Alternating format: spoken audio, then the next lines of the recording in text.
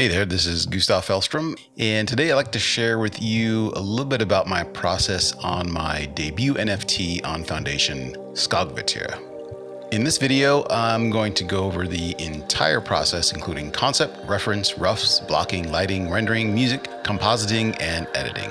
And while it won't be a tutorial per se, I hope you can get a little bit of insight into how I put my images together and maybe some inspiration for your own projects. So let's get right to it. This image was born out of a long forgotten scribbling in my sketchbook from a long time ago. And it came back to me a couple of times over the years, but never really found a home. So this is a thumbnail that I scanned from my sketchbook. And I did a more refined version of it at some point, but it never really found a home, and I never really developed it any further until now. I didn't know quite where it was supposed to go, but I knew I just sort of liked this sort of wind chime thing going on. So that's where I started. As usual, I started by pulling a variety of reference and inspirational images, all the while constantly referring back to my original drawings, just to make sure I kept the original spirit of the piece alive, and so that original spark didn't get snuffed out. So the reference here just covers the main feel of the figure, small areas of details I'd like to explore, as well as colors and additional elements and details. And using these references is never just a copy, but it's rather just to use them as departures for exploration. Once I felt I had the bases covered as far as reference imagery goes, I set out to start blocking in the image. First step was that of a digital sketch. So this was to quickly lay out the image in Photoshop using my refined sketch as a guide. And my main goal here was to establish the overall compositional landmarks and to start to develop the value structure, so the darks and lights. And it's hard to go wrong with an image if you have a solid compositional foundation and a foundation of tones of the darks and lights. Once I was happy, or relatively happy, with the digital sketch, I began blocking out the image in Cinema 4D. Here, as I'm not a modeler, I relied heavily upon models I purchased at 3D Scan Store. And in this first iteration, I cobbled together this pose from several different models. I actually ended up throwing this one out and going in a completely different direction, but we'll get to that. And I like to work in stages where I'll work and I'll just keep rendering out my progress as I go and just keep note of things I want to tweak and change, and just sort of progressively iterate on this image. And this kind of gives me like a virtual trail of where I've been and how I've been working. And so when roughing out a 3D scene like this, I'll just start progressively adding more and more details as I go along. And then I usually cap this phase off with a clay render, just to get a sense of the form of the piece and how it's all hanging together. And again, I'm still in this process, I'm still referring back to my sketches just to make sure that I'm kind of on track and I'm keeping the spirit of the piece alive. So once I'm happy enough with the basic blocking of the scene, I'll jump into texturing and lighting. And I really enjoy this process as I see things coming to life. And for this, I'm using Cinema 4D and Redshift. So I'll continue the iterative process and just keep progressively adding more and more details. So I'll start in adding colors and textures, and then I'm constantly rendering out works in progress and then bringing those back into Photoshop, and then making notes and scribbling things on top of the image of stuff I'd like to tweak and change. Just keeping checklists for myself, the stuff I want to address as I go along, and I'll just keep progressively refining the image, and I'll just keep that going until I get to a point where I run out of things I want to change. And unfortunately, in this case, I got to this point here and I arrived at a dead end. I had taken as far as I could go, and just something was not looking right. And so I ditched most of it, well, specifically the figure. But before we get into that, let's jump over and talk about the music. So one of the most exciting things about the NFT thing for me is at least its ability to combine my visual art with my music. So this is something I've been trying to incorporate for some time now, and the proliferation of the NFT platforms lately has really pushed it over the top for me. So for this piece, I wanted to create an entirely original ambient track that would be paired with the image, and in this case, the music and the visuals were developed concurrently, each influencing and affecting the other. So the music itself was generated through edited improvisations on bass guitar and synthesizers, specifically the Moog 1, the Moog Matriarch, the Mini Moog, the Mother 32, the DFAM, and the Subharmonicon. So my standard modus operandi with the usual suspects. I augmented the arrangement with layers of bass cello, soft synths, and various found sounds. Everything was recorded and edited in Ableton Live, which I find more fluid and flexible for capturing my raw ideas, very much like an audio sketchbook. And I'll do all of the arranging in Ableton Live as well, then export individual tracks for final mixdown. Final mixing and mastering was accomplished in Motu's Digital Performer, which I find better suited for me for detailed fine control of the mixing process. Okay, back in Cinema 4D. As I mentioned, something just wasn't working with the figure as I had it in my blocking, so I decided that I need to rebuild the figure and make it animated. So now, I'm definitely not a character animator, so the wonderful tools available via Mixamo came in extremely handy here. So again, I started with a new figure from 3D Scan Store, and I was able to map this Mixamo motion capture data of just an idle breathing cycle. Just has some real subtle movement there. And I was able to map that to my figure via the character control rig in Cinema 4D. So this put that data onto this figure, and then I was able to actually add some additional animation like the arm raising up and then the head turning just via keyframes on the Cinema 4D character control rig. So once I had that, I was able to add these extra other fine details like these vines, and using X particles with a surface deformer to get them to wrap to the surface of the figure. And I did several layers of that, and then used another instance of those vines to create, or those splines to create these vines that go around the figure as well. And then used a redshift matrix scatter object to scatter these tiny bits of foliage to the figure as well. And then for the headdress, I added in this forester tree that I tweaked to look like a root clump, and then just parented that to the head of the Cinema 4D control rig so that I could have that motion in there as well. So all that together gives me this nice subtle motion. And then last but not least, for the dynamic chimes, I added those in as an alembic, and I actually created those in a separate file. And this also took a bit of R&D, but it's actually fairly simple. It's for the wires that are holding the chimes. It's just a simple spline dynamics, and then there's a connector object on these cylinders, which are collider bodies, and then I just set a wind modifier, and then this I just saved as an alembic and then brought back into my main figure. All right, so now that we are back on track with our main figure, it was time to put everything back together. So let's dissect this entire scene from the bottom up.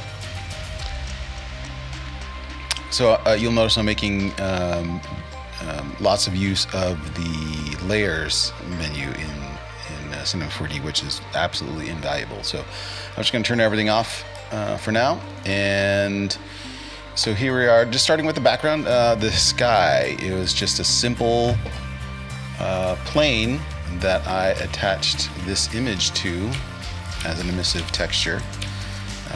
And that serves as our main sky. So the ground was merely a set of simple landscape primitives placed at strategic angles to the camera to appear to be a seamless ground. And I used the redshift matrix objects to scatter vegetation from both Megascans and Forester, though some of it ended up being so far away that you couldn't even tell. And the water here is an age-old trick of a simple plane with tons of subdivisions with a noise displacement, and apply a dark reflective material, and there you go. So all the trees were from Forester. I was able to modify just a couple of trees to fit what I had in mind, and then cloned and scattered them through the landscape. And the built-in wind simulation really came in handy and added a lot to the scene as well. So next up was the figure, and I just copied it in from my separ file and placed it in the scene. I created some falling leaves in the separ file using some simple soft body dynamics and a wind modifier. And these I saved as an Alembic file and brought into my master scene file for some fine detail. So once I was happy with how things were coming together, I set up my renders and started rendering out my sequence as EXR files. And to do that, I set up multiple AOVs so that I could separate out my lights, as well as give me a couple of mats to work with. And for that, we will take a closer look at in the compositing stage. Okay, so here we are in After Effects. So I brought my EXR sequence into After Effects and used the extractor plugin to break out all my AOVs. And I had it set up so I had separate light passes for my major lights, as well as my fog, volumetric lighting, in addition to a handful of mats that I thought might prove useful. So let's take a look at that. So this is what the raw render out of Cinema 4D looks like. And then using the extractor plugin, I was able to isolate these passes here. So I have a sort of a base layer with no fog, and it's only got a couple of lights in there. And then I separated out my rim light and my backlight and my overhead light. So those are my three major lights. And then I had a couple other passes, including the overall volume fog, and then the volume backlight, and also had my depth pass and a mat for the figure and a mat for the trees. So what that would let me do is combine all those together and have more control over them. So let's take a look at that. Okay, so here we are in my main After Effects build comp, and starting with my base layer with no lights or fog. And I'm adding in my important lights on top of that and setting them to lighten. So I've got my rim light and my backlight and my overhead light. And what that lets me do is have control over the intensity of these lights via their opacity. So if I needed to adjust their opacity down the line, I'm not stuck with what I have already rendered. And then in the animation sense, I can also animate that, so I could give it a flicker if I needed. So that's just very helpful to have that level of control. So on top of that, I have a layer of leaves in the foreground, and I'm using a mat of the foreground trees, which is this, to mask out these out of focus branches that are in the foreground. On top of that, I'm adding in my volume fog. And again, having this separately lets me control the opacity. So in this instance, I'm using 80% opacity, so I can dial that up or down as needed. Put that back to 80. And same thing with my volume backlight. So this volumetric light that I have coming through the figure, I'm able to control what that looks like. And for here, I'm keeping it at 100, but if I needed to, I could vary the opacity of that. I also have another layer of leaves that go in the background. And for those, I'm using this figure mat to hold out the leaves so it looks like it's going behind the figure. I'm also laying in several layers of practical effects too. So I have this smoke element. Again, I'm using the figure mat to hold that back so it's behind the figure. And I have another layer of a foreground smoke and also some more dust elements from Grayscale Gorilla. And again, using the figure mat to hold back certain areas so that the dust goes behind the figure. And on top of that, we've got some lens textures as well as some more dust.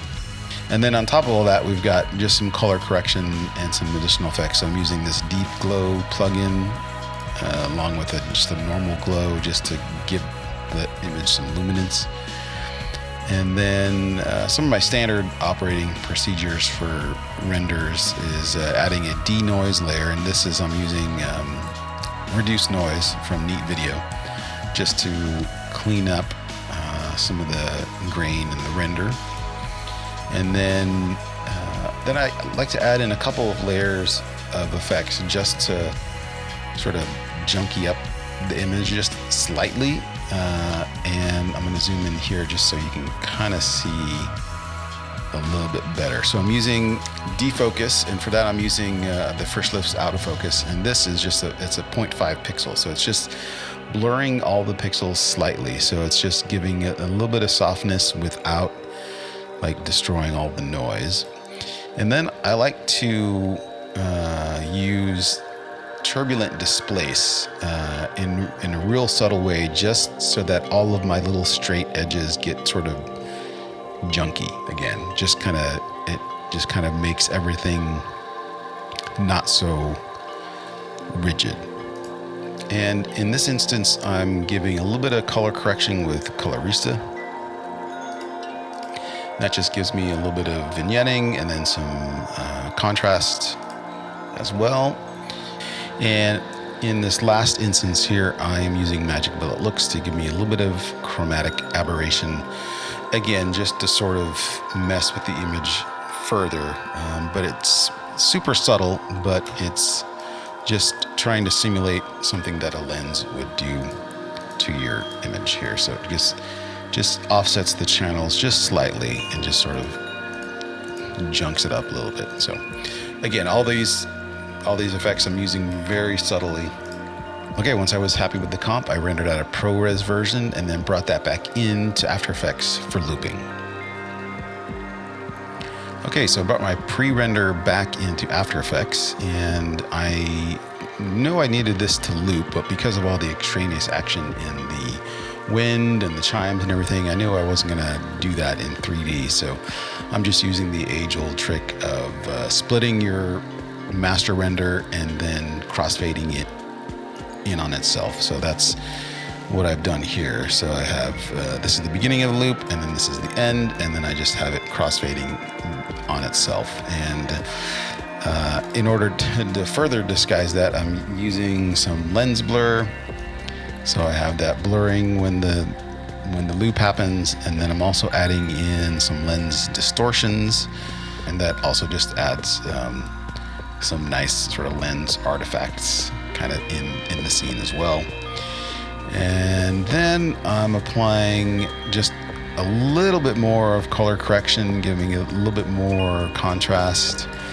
And then on top of that, I'm using film convert nitrate to give me some film emulation. So that gives me a little bit of film color response and also grain, which really helps to solidify the image and bring everything together. And then on top of that, I'm just using a profile converter just to make sure that my output is going to be Rec 709 for this video. So this now is then a seamlessly looping video, and I'll render this out as another ProRes and bring that into Premiere for final assembly. Okay, I brought the final looping animation into Adobe Premiere for final assembly and output. And here I was able to output a couple versions. So due to the fact that the file size for an NFT on Foundation was 40 megabytes, that didn't allow for the full-length video. So I did this version, which is just under a minute long, and it's the animation that loops about 3 or 4 times, and it's got a 1-minute audio excerpt of the full track. So that's the actual NFT, but I figured I could make the full track available to the weenie bidder as well. So this is the full 6.5-minute track, and then it's just the animation looped over and over along with the soundtrack. Okay, so that was behind the scenes on Skogvættir. And if you want to read more, I've got a pretty in-depth write-up process breakdown on my website, and that's at botched.com. So you can head on over there and check it out, and feel free to reach out if you have any questions or comments. All right, I'm Gustav, aka Botched, and I'll see you next time.